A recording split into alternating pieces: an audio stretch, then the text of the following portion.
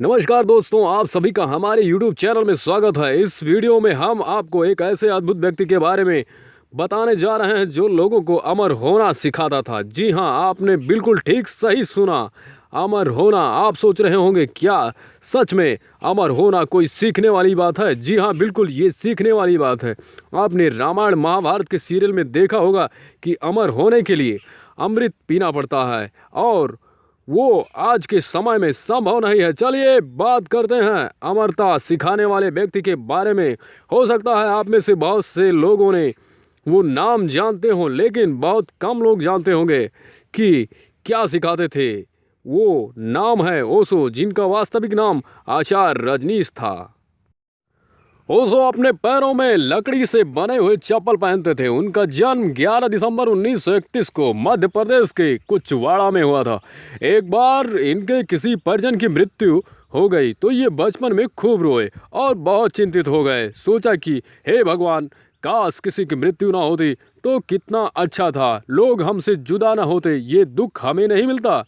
ये ध्यान करने लगे और एक दिन ये पेड़ पर बैठकर ध्यान कर रहे थे, तभी इनके साथ एक जबरदस्त घटना घटी।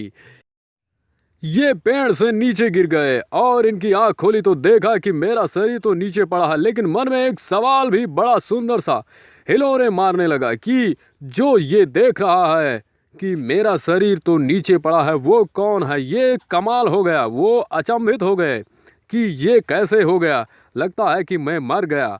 सुबह हो चुका था। ओशो पेड़ से सब कुछ दृश्य देख रहे थे कि मेरा शरीर तो नीचे पड़ा है और मैं यहाँ पड़ा हूँ। वहाँ से गुजरने वाली कुछ औरतों ने देखा कि ये तो कैसे हुआ और ये कौन नीचे पड़ा है, चलो देखते हैं ये कौन है। सबने कहा चलो देखते हैं। ओशो ये सब एक साथ देख रहे थे कि औरतें उनके पास आ रही हैं, उनके शरीर के पास आ रही हैं और क्या बात कर रही हैं। जैसे ही औरत ने उनके सिर पर हाथ रखा तभी ओशो होश में आ गए और हैरान हो गए। आज तो चमत्कार हो गया। और फिर इस प्रकार का अनुभव उन्हें कई बार हुआ।